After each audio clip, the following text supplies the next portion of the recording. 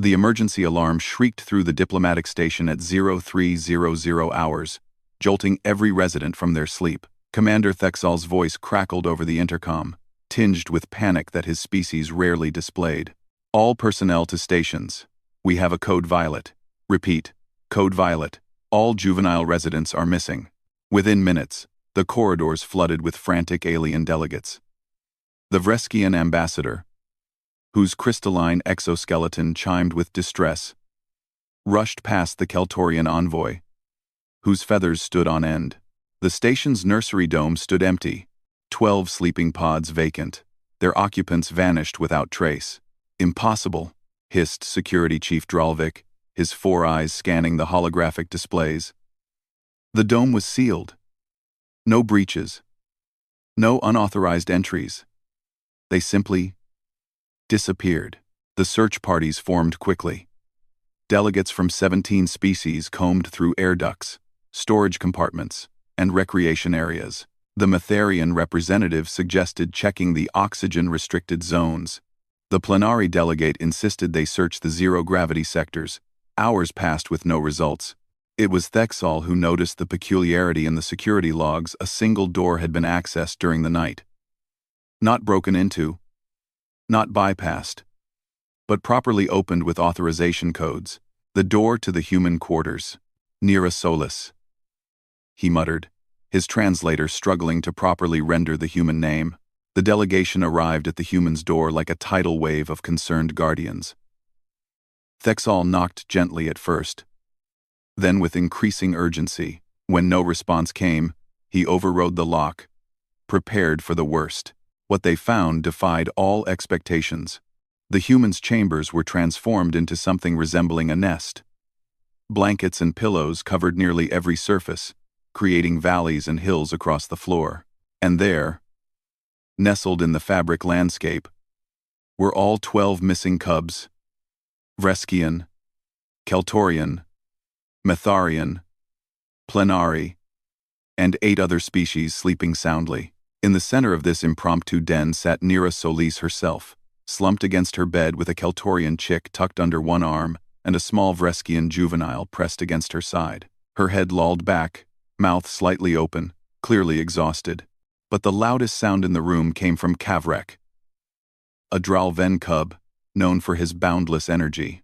The little one was sprawled across Nera's lap, his ridged snout producing rumbling snores that would have impressed a freight hauler. His tiny claws clutched the fabric of her sleep shirt, as if afraid she might disappear. "By the 5 suns," whispered Ambassador Velsha, her translator barely processing her shock. Thexal moved carefully into the room, his tactical training kicking in despite the surreal scene. He knelt beside a pile of blankets where 3 cubs from different worlds slept in a tangled heap, their breathing synchronized. "Human Solis," he said softly, reaching out to gently shake her shoulder. "Human Solis, wake up." Nera's eyes fluttered open, unfocused and bleary. For a moment, she seemed confused by the crowd of alien dignitaries filling her doorway. Then awareness dawned, and her expression shifted to something between sheepish and defiant. "Before you say anything," she began, her voice hoarse from sleep, "they came to me." "Explain," Thexal commanded, though his tone had lost its earlier edge. Nera carefully adjusted Kavrek's position without waking him. The cub simply snorted and burrowed deeper against her. "It started about a week ago. The nursery staff mentioned that the younglings weren't sleeping well, homesick, anxious, all adjusting to their first off-world assignment with their parents." She gestured vaguely at the room. "I found the first one, Miri, the Plenari girl crying in corridor 7. She'd snuck out because she couldn't sleep. The nursery was too cold," she said, "too sterile." The Plenari delegate stepped forward, recognizing her offspring's name. "I brought her here, wrapped her in blankets, and just sat with her. Told her stories from Earth. Old fairy tales. Mostly. She fell asleep in 20 minutes. Nera smiled softly. The next night, 2 more showed up at my door. Then 4. Tonight was the whole group. "You gave them access codes to your quarters?" Thexal asked, incredulous. "They're kids, Commander. Scared kids, far from home for the first time." Nira met his gaze steadily. On Earth, we have a saying. It takes a village to raise a child. I figured the principle translates across species. Ambassador Velshaw moved closer, her bioluminescent patterns pulsing with emotion. But why you? Why did they seek out the human specifically? Nira shrugged, the movement careful so as not to disturb Kavrek. Honestly, I think it's because I'm warm. Most species on this station run cooler than humans. Our body temperature is higher, and I've noticed that a lot of species, regardless of origin, respond to certain physical comforts, soft textures, rhythmic sounds, gentle pressure. She paused, looking down at the snoring Kavrek with genuine fondness. This little guy, in particular, loves what humans call white noise. I played him recordings of rain falling on Earth. He was out in 5 minutes. The delegates exchanged glances, their various forms of communication passing unspoken messages between them. The aggressive search had been for nothing. Their precious younglings weren't in danger, they were exactly where they wanted to be. Dralvik, the security chief, cleared his throat. This is highly irregular. Unsanctioned care of dependents. Breaching nursery protocols. With respect, Chief, Nira interrupted. I'm not operating a nursery. I'm being a friend to some kids who needed one. If that's against regulations, then your regulations need updating. The room fell silent, except for the gentle snores of 12 different species. Kavrek's rumbling bass providing the foundation for a symphony of peaceful sleep. Finally, Thexal spoke. The station's pediatric specialists have been trying every approved method to help the juveniles adjust. Sleep therapy, environmental modifications, pharmaceutical aids when permitted by species biology. He looked at the scene before him.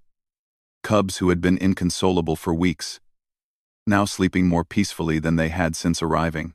And yet, a human sitting in a pile of blankets telling stories accomplished what we could not. Ambassador Velshaw knelt beside her offspring, gently stroking the child's crest. Perhaps, she said softly, we have been too focused on protocol and not enough on instinct.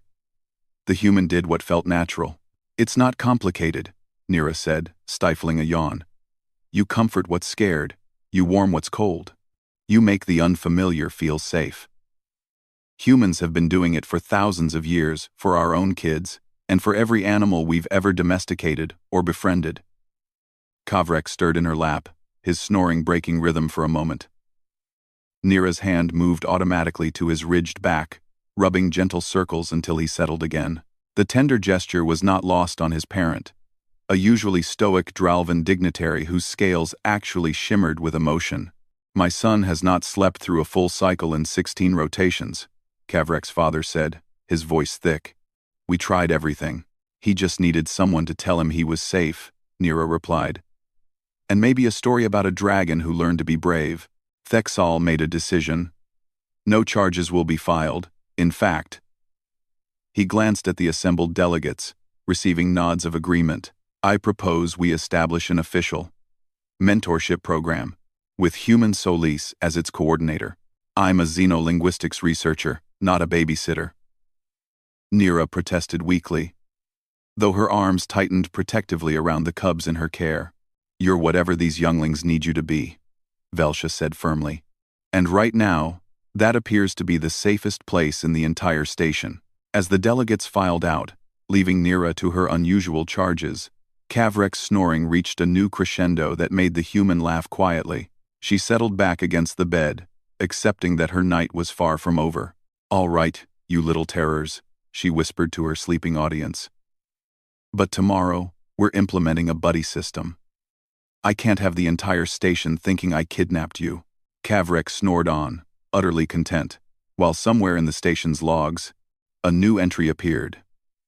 Species observation. Human capacity for cross-species nurturing exceeds all projections. Recommend further study. But for now, in a pile of blankets and peaceful snores, 12 different worlds found common ground in the simple comfort of not being alone.